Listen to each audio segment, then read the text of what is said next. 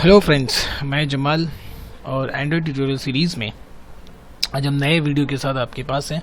और वो वीडियो है जिसमें हम इस्तेमाल करेंगे वॉली लाइब्रेरी का और जीसन लाइब्रेरी का।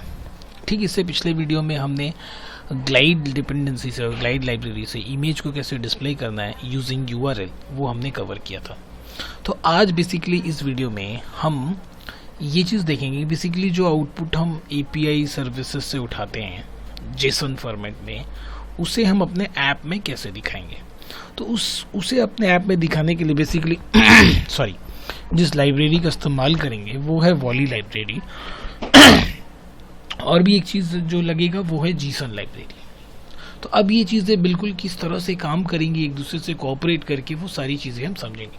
तो शुरुआत सबसे पहले होगा आपका वो PHP फाइल से जिसमें आप जनरेट कर रहे हो जीसन। ठीक है, बेसिकली देखिए यहाँ पे हम क्या कर रहे हैं, सबसे पहले तो ये काम हम लोकल होस्ट में कर रहे हैं। इसके बाद मैं आपको दिखाऊंगा किसी लाइव सर्वर से डेटा उठा के।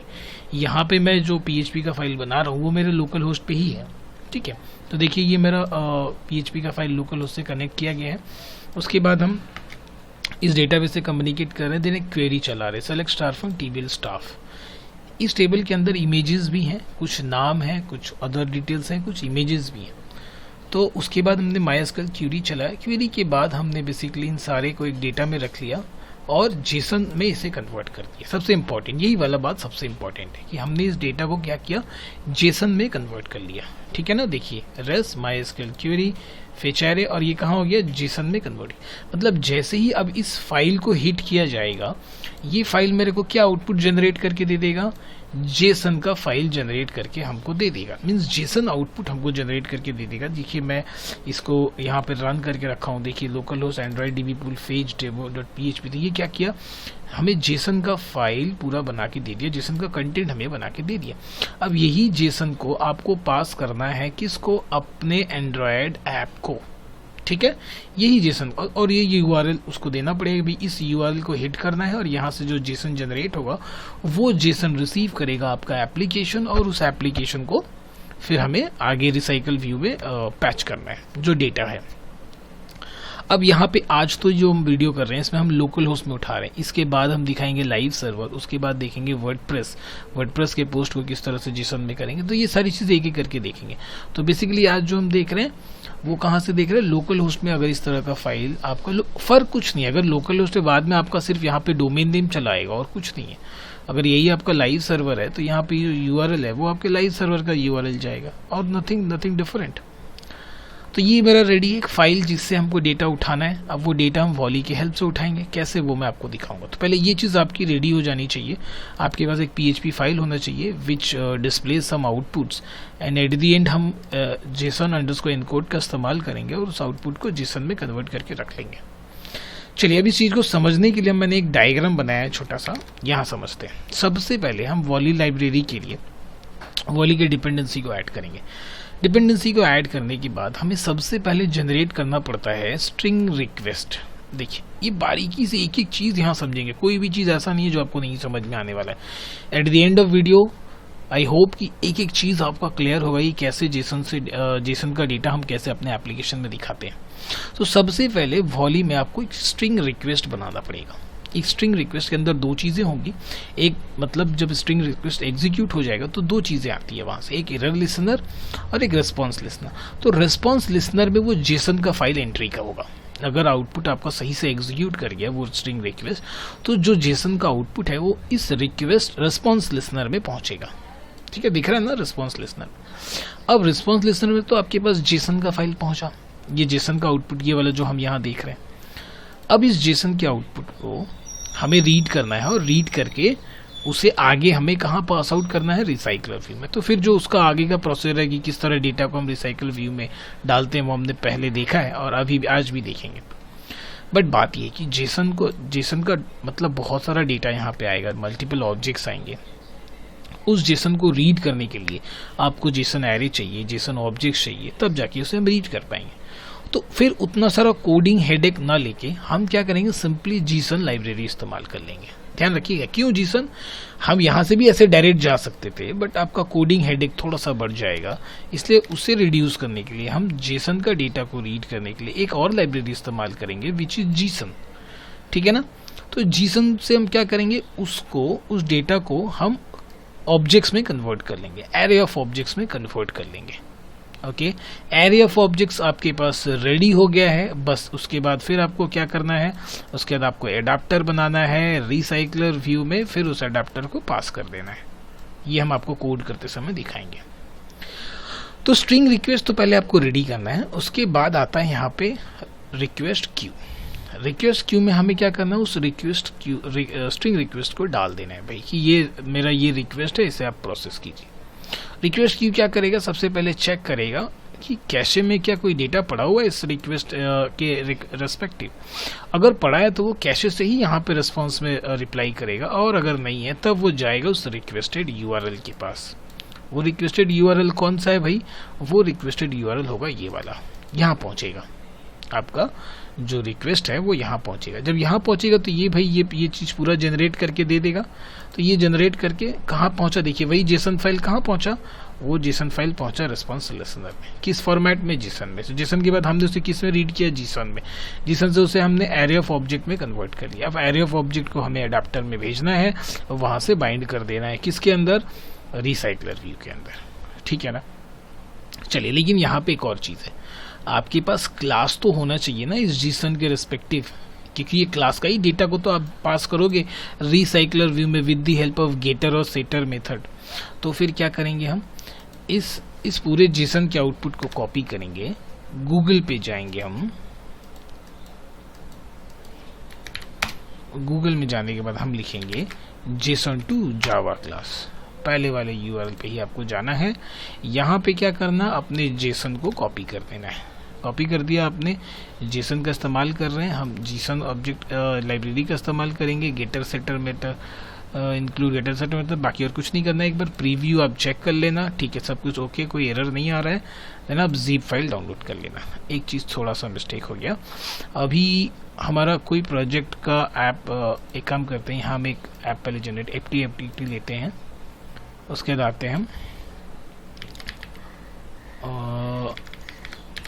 Jason demo app.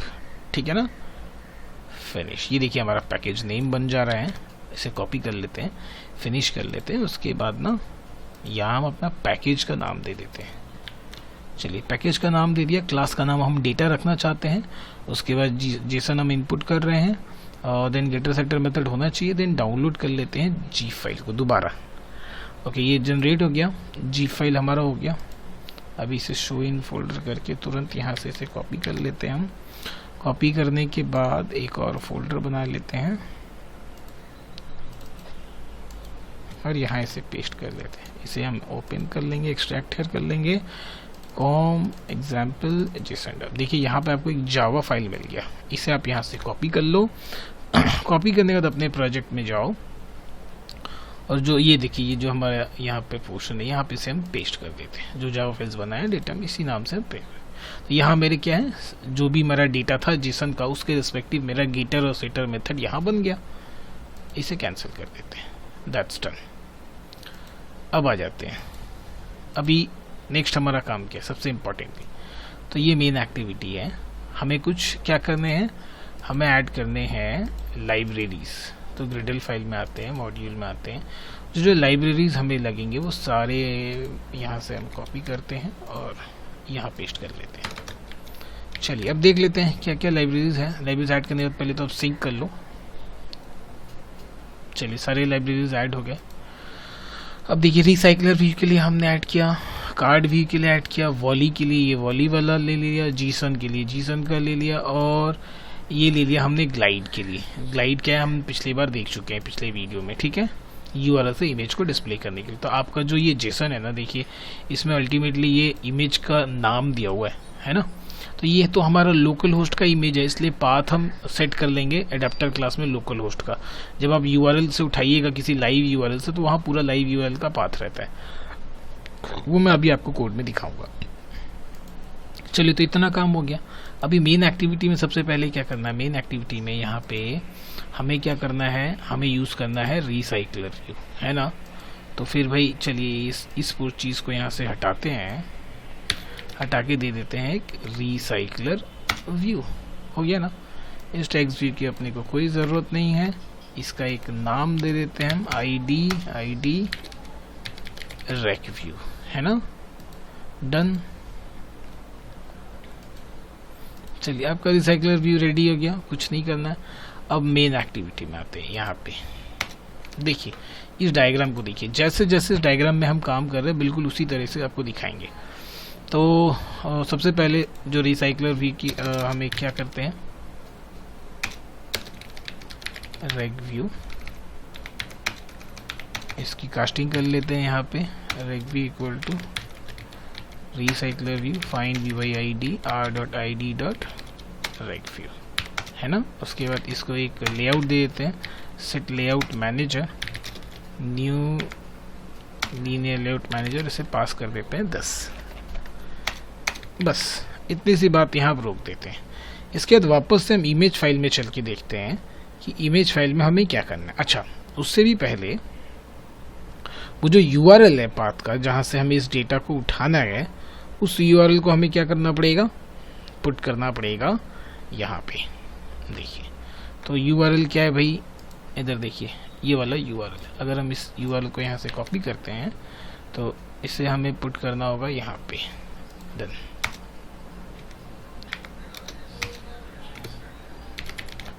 Private final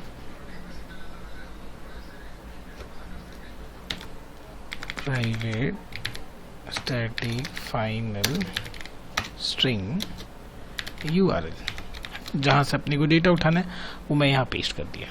but अगर आप इसको अपने इमुलेटर पे चलाओगे तो ये लोकल होस्ट डायरेक्ट एक्सेस नहीं करेगा, इसकी जगह पे हमें 10.0.2.2 IP एड्रेस इस्तेमाल करना पड़ेगा। और जब आप लाइव सर्वर से उठाओगे तो लाइव सर्वर का यहाँ पे URL देना है, जो हम आने वाली वीडियोस में देखेंगे। तो चलिए, ये वाला बात तो हो गया भाई, उठा लिया, लिंक हमने दे दिया। अब देखते हैं इधर, फिर यहाँ पे चले आओ आप डायग्राम में। क्या जनरेट करना है, स्ट्रिंग रिक्वेस्ट जनरेट करना है। स्ट्रिंग रिक्वेस्ट के अंदर बेसिकली दो इंटरफेस को इम्प्लीमेंट करना है, एरर लिसनर और रिस्पॉन्स लिसनर। तो चले आते हैं, यहाँ पे आ जाते हैं, है ना। बनाते हैं हम एक स्ट्रिंग रिक्वेस्ट, आ गया रिक्वेस्ट, न्यू स्ट्रिंग रिक्वेस्ट। और यहाँ पे हमें बेसिकली क्या पास करना है, सबसे पहले तो URL पास करना है। देखिए, URL पास कर दिया। उसके बाद क्या पास करना है, न्यू, देखिए ये ऑटोमेटिक आपको ऑप्शन दे देगा, रिस्पॉन्स लिसनर इम्प्लीमेंट हो गया। तो उसके बाद कॉमा न्यू एरर लिसनर, इसे सेमीकोलन दे दीजिए। यही वो जगह है जहाँ पे वो आउटपुट आएगा, जेसन वाला रिसीव होगा डेटा। ये जो दिख रहा है ना, ये जगह रिस्पॉन्स लिसनर, देखिए यहाँ मैंने दिखाया रिस्पॉन्स लिसनर के अंदर किसमें डेटा रिसीव होगा, जेसन में। और उसे फिर हम जेसन लाइब्रेरी की हेल्प से क्या करेंगे, इस एरे में कन्वर्ट कर लेंगे, है ना। तो चलिए फिर कोड में आ जाते हैं। यहाँ पे हमें सबसे पहले तो तब जीसन का इस्तेमाल करना है, क्योंकि वो जो डेटा आया उसे तो हमें कन्वर्ट करना होगा। तो जीसन बिल्डर का पहले हम ऑब्जेक्ट बनाएंगे, ठीक है ना। तो Gson builder equal to new Gson builder बना लिया हमने। अब फिर क्या करते हैं, अब जीसन का ऑब्जेक्ट बनाते हैं। Gson equal to Gson builder से हम इसे क्रिएट कर लेते हैं। क्रिएट जीसन का ऑब्जेक्ट बन गया। अब जो डेटा वहां से आया है उसे हम फेच करेंगे। सो जीसन डॉट भाई फ्रॉम जीसन, है ना। उस रिस्पॉन्स से मेरा डेटा है, रिस्पॉन्स को पास करेंगे। और डेटा का टाइप क्या है भाई, जो डेटा मेरा है यही वाला क्लास है ना डेटा, इसी का मल्टीपल ऑब्जेक्ट्स आ रहे हैं, मतलब एरे ऑफ ऑब्जेक्ट आ रहे हैं। तो उसे हम रिसीव कर लेंगे एरे ऑफ ऑब्जेक्ट में, यहाँ पे डॉट क्लास। इसका टाइप हमने मेंशन किया। और जो सारे डेटा आया है उसे हमने क्या कर लिया, डेटम और डेटा इसमें अंदर रख लेते हैं, ठीक है ना। ये कि कोई भी नाम आप दे सकते हो, मैंने डेटा दिया है। तो मतलब जो डेटा आया मेरा उससे इस जीसन के हेल्प से हमने क्या किया, एरे ऑफ ऑब्जेक्ट में कन्वर्ट कर लिया। किसका भाई, इसी क्लास का, ये ना दिख रहा ना, इसका एरे ऑफ ऑब्जेक्ट्स में हमने बना लिया। मीन्स यहाँ पे मल्टीपल ऑब्जेक्ट्स हैं किस क्लास के, डेटम क्लास के। डेटम क्लास के मल्टीपल ऑब्जेक्ट्स हैं, हर ऑब्जेक्ट्स के अंदर वो सारे फीचर्स हैं। मतलब यहाँ आपको मैं दिखाता हूँ, देखिए जीसन आउटपुट में क्या क्या है, आईडी है ना, उसके बाद नेम है, देन क्या है फिर डेजिग्नेशन है, उसके बाद फिर देखिए क्या है उसका इमेज है। तो एक ऑब्जेक्ट, ये जो एक पूरा रो दिख रहा है ये एक ऑब्जेक्ट है, ये एक रो पूरा एक ऑब्जेक्ट है। उस तरह दूसरा रो दूसरा ऑब्जेक्ट, तीसरा रो तीसरा ऑब्जेक्ट, चौथा रो चौथा ऑब्जेक्ट। और ये किसका क्लास नाम क्या है, इसका क्लास नाम है देखिए यहाँ पे ये डेटम। तो ये जो ऑब्जेक्ट यहाँ आया मल्टीपल ऑब्जेक्ट, इस तरह से बहुत सारे ऑब्जेक्ट्स यहाँ पे सारे ऑब्जेक्ट्स जनरेट हो गए। ये हर एक ऑब्जेक्ट इस एक कंप्लीट रो को कंटेन कर रहा है। अब उसके अंदर एक ऑब्जेक्ट के अंदर नेम है, डिजिग्नेशन है, इमेज है, वगैरह वगैरह सारी चीज़ें हैं। तो वो सारा यहाँ पे आ गया। आने के बाद अब ये वाला काम खत्म, मतलब आपका जो URL से डेटा जेसन वाला फाइनली यहाँ पे आके सेव हो गया, आपके पास रिसोर्स रेडी हो गए। एरर रिसोर्स के अंदर कुछ भी नहीं करना। तो यहाँ देखिए फिर मेरा ये रिक्वेस्ट तो जनरेट हो गया। अभी क्या करना है, रिक्वेस्ट क्यू, और इस रिक्वेस्ट को उसके अंदर पास कर देना है। तो रिक्वेस्ट क्यू में आते हैं, चलिए ये हमारा रिक्वेस्ट क्यू यहाँ पे बनाएंगे। रिक्वेस्ट क्यू जनरेट करते हैं, simple queue equal to Volley dot new request queue, है ना। उसमें क्या पास कर देते हैं 10, और क्यू में क्या ऐड कर देंगे, अपने रिक्वेस्ट को जो हमने बनाया है उस रिक्वेस्ट को हमने ऐड कर दिया। इतना काम खत्म। तो जब ये आएगा तो डेटा आपका कहाँ पहुंच जाएगा, यहाँ। अब जो बाकी नॉर्मल रिसाइकलर का काम होता है, हमें क्या करना है, एडाप्टर क्लास बनाना है। तो सिंपली यहाँ आएंगे, एडाप्टर से बनाने से भी पहले आपको लेआउट बना, सिंगल रो का लेआउट बनाना। तो लेआउट में जाइए, सिंगल रो में जाइए, लेआउट रिसोर्स फाइल, मतलब एक रो का जो डिज़ाइन होगा उस हमारे एडाप्टर को उसे बनाना है। इसके कोड में आते हैं, टाइम बचाने के लिए हम इस XML को फटाफट यहाँ से कॉपी कर लेते हैं और डिज़ाइन में आकर आपको दिखाते हैं। तो देखिए ये हमारा एक डिज़ाइन, सिंगल डिज़ाइन बन गया, ठीक है ना, मतलब एक सिंगल इमेज किस तरह से दिखेगा। तो देखिए हमने क्या किया है, सबसे पहले तो कार्ड व्यू ले लिया क्योंकि हमें कार्ड में डिज़ाइन में देखना है। लेआउट हाइट 100 dp दे दिया, इसका विथ मैच पेरेंट कर दिया, ओरिएंटेशन वर्टिकल होगा, एलिवेशन 5 dp, मतलब वो शेड रहेगा हर एक कार्ड के नीचे। कॉर्नर हमने 3 dp दिया है, लेआउट मार्जिन 5 dp। उसके अंदर एक और लीनियर लेआउट दिया हमने, उस लीनियर लेआउट के अंदर क्या रखा है, इसका ओरिएंटेशन देखिए हॉरिजॉन्टल कर दिया है, और इमेज व्यू दे दिया एक इमेज डिस्प्ले करने के लिए। राइट में उसके हमने क्या कर दिया है, उसका हेडर सिर्फ नाम दिखेगा बस, फिर लीनियर लेआउट बंद, कार्ड व्यू बंद। ये डिज़ाइन सिंपल सा डिज़ाइन है। बेसिकली अभी हमें डिज़ाइन पे फोकस नहीं करना, अभी हमें डेटा फेच किस तरह करना, उसके प्रोसेस पे फोकस करना है। तो ये हमारा सिंगल रो रेडी हो गया। अभी क्या करना है, यहाँ पे आते हैं, न्यू पे जाते हैं, जावा क्लास। बेसिकली हमें क्या लेना है, माई एडाप्टर क्लास, है ना, माई एडाप्टर क्लास। इसके अंदर आना है, हमें क्या बनाना है, व्यू होल्डर क्लास बनाना है ना। अगर यहाँ पे देखिए, अगर आपको चीज़ें यहाँ नहीं समझ में आएंगी तो जो हमारा वीडियो है पुराना जिसपे हमने डिस्कस किया है कि किस तरह से रिसाइकलर में व्यू डेटा हम फेच करते हैं, रिसाइकलर व्यू को किस तरह इंप्लीमेंट करते हैं, वो आप देखिएगा, उसका लिंक हम डिस्क्रिप्शन में आपको दे देंगे। तो हमें यहाँ बनाना है सबसे पहले व्यू होल्डर। सो एक क्लास बना लेते हैं, public class my view holder कर देते हैं, माई व्यू होल्डर। ये एक्सटेंड्स करेगा किसको, recycler view dot view holder को, है ना। जैसे ये आ जाएगा उसके बाद आपको क्या करना है, यहाँ पे क्लिक करना है और यहाँ पे एक कंस्ट्रक्टर क्रिएट कर लेना है। क्या क्या भाई आपके इस XML में क्या क्या ऑब्जेक्ट्स व्यू थे वो देख लीजिए। बेसिकली एक इमेज व्यू है जिसका आईडी है इमेज होल्डर, एक टेक्स्ट व्यू है जिसका टी हेडर आईडी है ना। यहाँ पे आ जाइए, तो एक इमेज व्यू है, IMG नाम दे देते हैं हम इसका, और एक टेक्स्ट व्यू है जिसका हम नाम देते हैं TV। अब इसकी हम सर्चिंग कर लेंगे यहाँ पे। सो IMG इक्वल टू कास्टिंग कर लेते हैं इमेज व्यू, और आइटम व्यू से सर्च कर लेंगे dot find d by ID r dot ID dot image holder, है ना। उसके बाद TV इक्वल टू, इसकी भी कास्टिंग कर लेते हैं text view, then item view dot find d by ID r dot ID dot क्या है भाई हमारा जो नाम है इसका क्या है, टी हेडर नाम है, देन टी हेडर। बस इतना सा काम रहता है इसका यहाँ पे, और कोई काम नहीं है। अब यहाँ आते हैं, एक्सटेंड्स करते हैं। किसको एक्सटेंड करते हैं? रिसाइकलर व्यू डॉट एडाप्टर को। और कौन सा क्लास इसमें पास होगा? माई एडाप्टर। तो बट उसको हम एक्सेस कैसे करेंगे माई एडाप्टर को? क्या my adapter dot my view holder, ठीक है, डायरेक्ट एक्सेस नहीं करेंगे, क्लास नाम देके तो इस माई व्यू होल्डर को हमने एक्सेस कर लिया। जैसे आप इस पर कीजिएगा उसके बाद क्या होगा, यहाँ पे एक रेड कलर का बल्ब होगा आएगा, इस पर आप क्लिक करके इंप्लीमेंट कर दीजिएगा तीनों मेथड्स को। कौन कौन? ऑन क्रिएट, ऑन बाइंड और गेट काउंट। हो गया। अभी यहाँ से कौन सा डेटा जाएगा? सोर्स कौन है डेटा सोर्स का? यही वाला ना। तो यहाँ पे हम जब उसे पास करेंगे तो यहाँ पे कंस्ट्रक्टर में रिसीव करेंगे। सो डेटा सोर्स, मान लो इसका नाम हम देते हैं डेटा सोर्स, है ना, या डेटा ही नाम रहने देते हैं, क्या प्रॉब्लम है? और तो कुछ चाहिए नहीं, बस हाँ कॉन्टेक्स्ट चाहिए, इन कॉन्टेक्स्ट, ठीक है।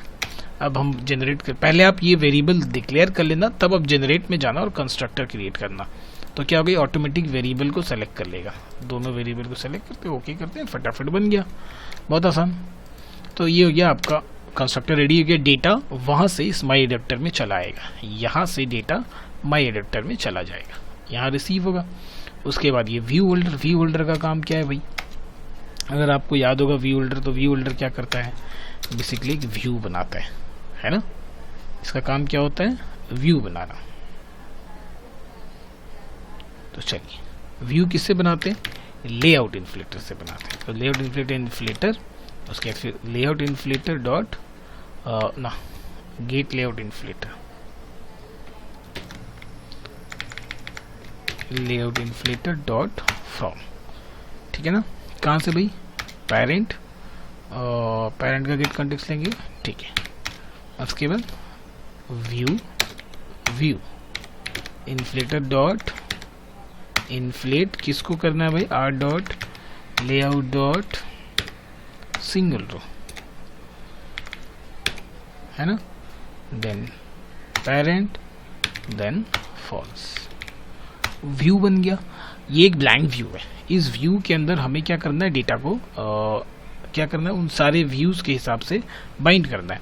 तो अभी हम रिटर्न करेंगे ऑब्जेक्ट। किसका ऑब्जेक्ट रिटर्न करेंगे? Return knew my view holder, और इसके अंदर इस व्यू को डाल देंगे। सबसे पहले हमने ब्लैंक फ्रेम बनाया। व्यू मीन्स एक ब्लैंक फ्रेम बनाया। उस ब्लैंक फ्रेम के अंदर उन सारे व्यूज को, ये वाले जो व्यूज हैं उनको हमने पैच कर दिया, इस वाले लाइन से समझिए। अब ये चीज पहुंचेगा ऑन बाइंड में, जहां डेटा को बाइंड किया जाएगा, है ना। तो ये जो रिटर्न हो रहा है कहाँ पहुंच रहा है? ऑन बाइंड व्यू में।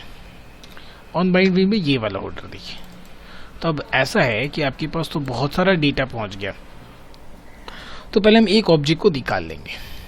ऑब्जेक्ट पहुंचेंगे डेटम सिंगल, छोटा सा ही इसका ऑब्जेक्ट बना डेटम इक्वल टू जो हमारा डेटा है पोजीशन। एक सिंगल ऑब्जेक्ट को हमने निकाल लिया, ठीक है। वो क्यों निकाला अभी आपको दिखाते हैं। अब डेटा हमें भरना है, किसके अंदर भरना है? ये जो व्यू हमने यहाँ भेजा है, देखिए इसको एक एग्जांपल के थ्रू समझाते हैं। अगर कोई जो लोग डायरेक्ट ये वीडियो देख रहे होंगे, जो हमने सिर्फ व्यू बनाया वो ये हुआ, ठीक है ना। जहाँ पे ये जो हमने बनाया सिर्फ व्यू, वो ये वाला पोर्शन हुआ।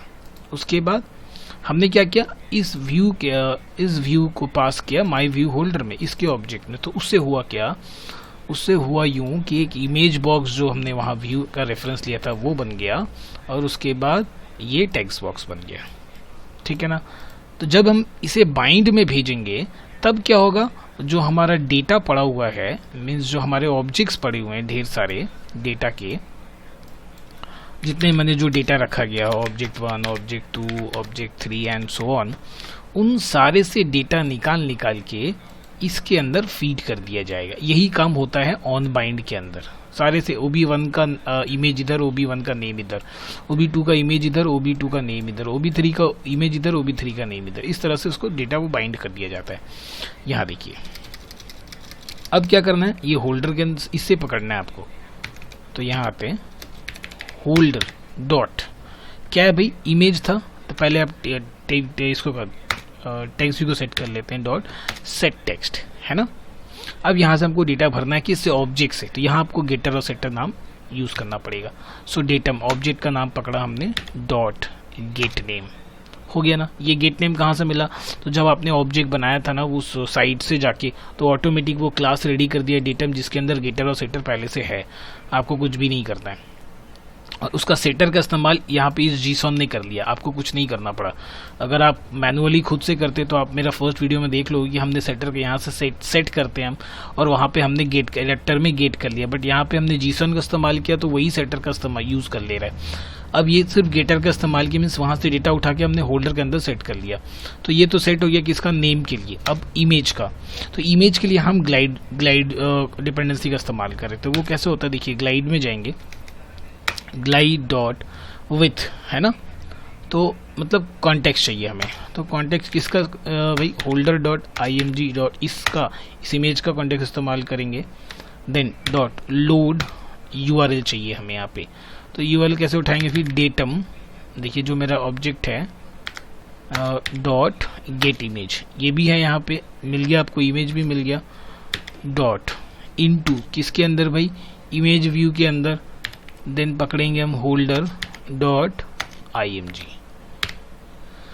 बट ये जो हमें गेट इमेज दे रहा है ना, ये हमें सिर्फ और सिर्फ इमेज का नाम देगा, क्योंकि देखिए मेरे जो जेसन है, इस जेसन में सिर्फ इमेज का नाम है, तो इस इमेज के नाम से तो काम नहीं चलेगा, क्योंकि ये हमें पूरा चाहिए। DB पूल के अंदर मेरा जो फोल्डर है देखिए, DB पूल के अंदर इमेजेस फोल्डर है, एंड्रॉइड DB पूल के अंदर इमेजेस फोल्डर है, तो ये पूरा अपने को देना पड़ेगा।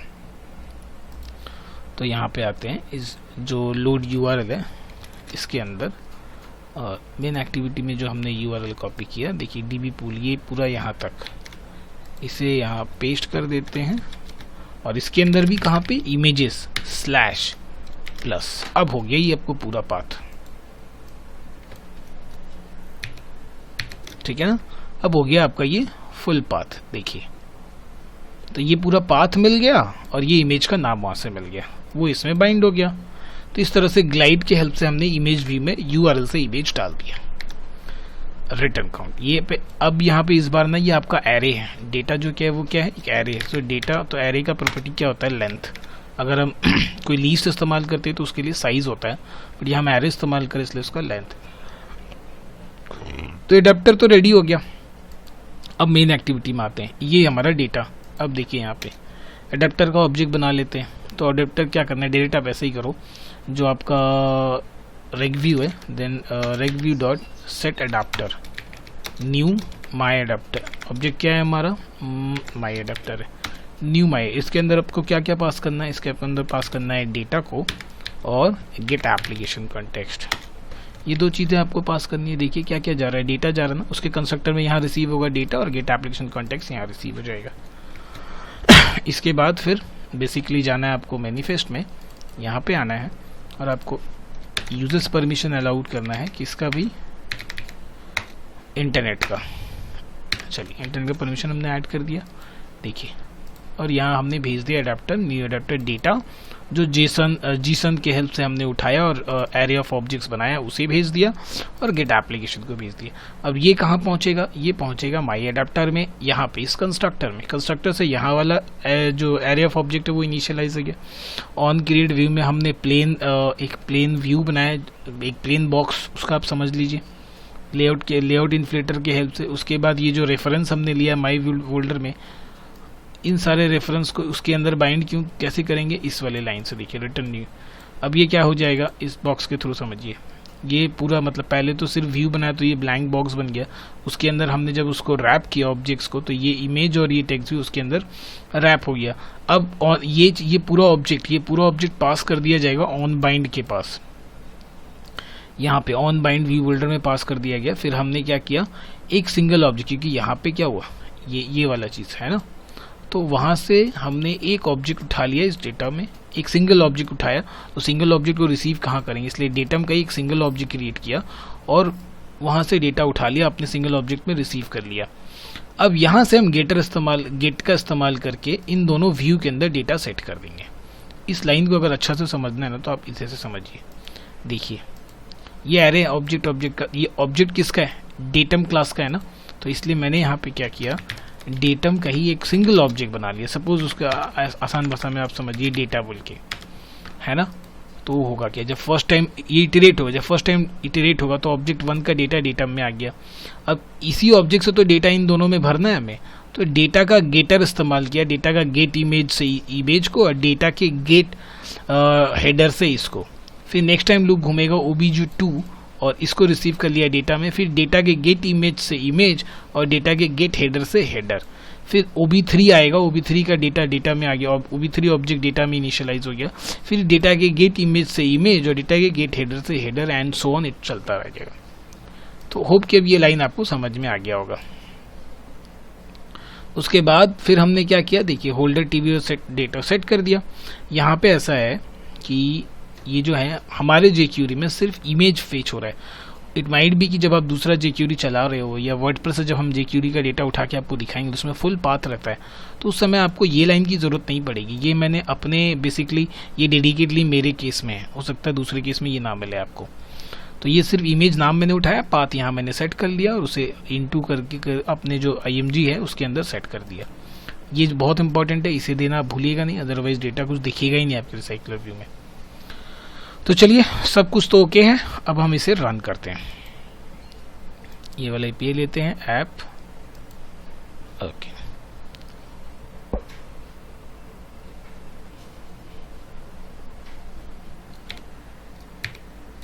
देखिए तो इस तरह से ये हमारा जो ऐप है यहाँ पे रन हुआ है और ये उसी डेटा के साथ रन हुआ है, ये उसी डेटा के साथ रन हुआ है जो हमारा jQuery जनरेट कर रहा है। चलिए एक बार चेक कर लेते हैं। अगर मैं यहाँ पे जाता हूँ तो देखिए पहला वाला जो ID1 है, नेम जो है MD जमाल है, डेजिग्नेशन हमने प्रिंट नहीं किया और इमेज है ना दिख रहा है ये pp.jpg। तो देखिए फर्स्ट वाला इमेज दिखा दिया, नाम दिखा दिया इमेज pp.jpg, तो हमने पाथ दे के इसे अपने इमेज व्यू में ग्लाइड के हेल्प से डिस्प्ले कर दिया और हेडर को यहाँ दिखा दिया। फिर second, third and so on, इस तरह से ये हमारे रिसाइकलर व्यू में जेसन का डेटा डिस्प्ले हो रहा है using Volley library and Gson library. और हर एक लाइब्रेरी का क्या यूज था और कैसे हमने उसे एक दूसरे से कोऑपरेट करके पूरा एक टास्क को कंप्लीट किया, वो सारी चीज़ें मैंने यहाँ पे डिस्प्ले कर दी, सारी चीज़ें यहाँ अच्छे से फर्निश करके आपको बता दिया। तो बेसिकली पूरी इस वीडियो में हमने क्या कंप्लीट किया, जेसन का डेटा हमने फेच, सबसे पहले जो API सर्विसेज है वहाँ से हमने इसे जेसन में कन्वर्ट किया, जेसन का डेटा बनाया। फिर हम लाइव सर्वर में गए, एक वेबसाइट का इस्तेमाल किया जेसन, फिर एक सर्वर का हमने इस्तेमाल किया, एक साइट का जेसन schema2pojo.org। ये क्या करेगा, यहाँ पे अपना जेसन का डेटा आप कॉपी कीजिए और जेसन सेलेक्ट कीजिए, जेसन सेलेक्ट कीजिए, अपना पैकेज का नाम दे दीजिए, क्या क्लास का नाम बनाना वो डाल दीजिए। उसके बाद ये क्या करेगा, जावा फाइल जनरेट करके आपको दे देगा। उस जावा फाइल को आपको कहाँ कॉपी कर देना है, अपने इस पैकेज के अंदर, जावा पैकेज के अंदर। एंड उसके बाद मेन एक्टिविटी में हमने स्ट्रिंग रिक्वेस्ट बनाया, स्ट्रिंग क्यू बनाया, उसके अंदर स्ट्रिंग रिक्वेस्ट को पास किया, जो डेटा आया उसे जीसन बिल्डर के हेल्प से एरे ऑफ ऑब्जेक्ट में कन्वर्ट किया। उसके बाद ये एडाप्टर कैसे बनाना हम पहले भी देख चुके हैं, डेटा को बस इस एरे ऑफ डेटा को यहाँ पास किया और करंट टेक्स्ट को यहाँ से पास कर दिया। एडाप्टर में गए, यहाँ पे उस कंस्ट्रक्टर के अंदर उसे रिसीव किया, एक व्यू बनाया, व्यू ऑन क्रिएट व्यू के अंदर एक ब्लैंक व्यू बनाया, फिर ये जो हमने अपना व्यू होल्डर बनाया था उसे पैच किया, बाइंड व्यू में डेटा फीच कर दिया। बस यही सारा काम था। तो होप ये वीडियो आपको पसंद आया हो। नेक्स्ट वीडियो में हम अदर जो इसके एप्लीकेशन से मोस्ट प्रोबेबली हम जो अपना कोई ब्लॉगिंग साइट है वहाँ से डेटा या लाइव सर्वर से डेटा उठाएंगे। तो वीडियो देखने के लिए थैंक यू सो मच और चैनल को ज़रूर सब्सक्राइब कीजिए।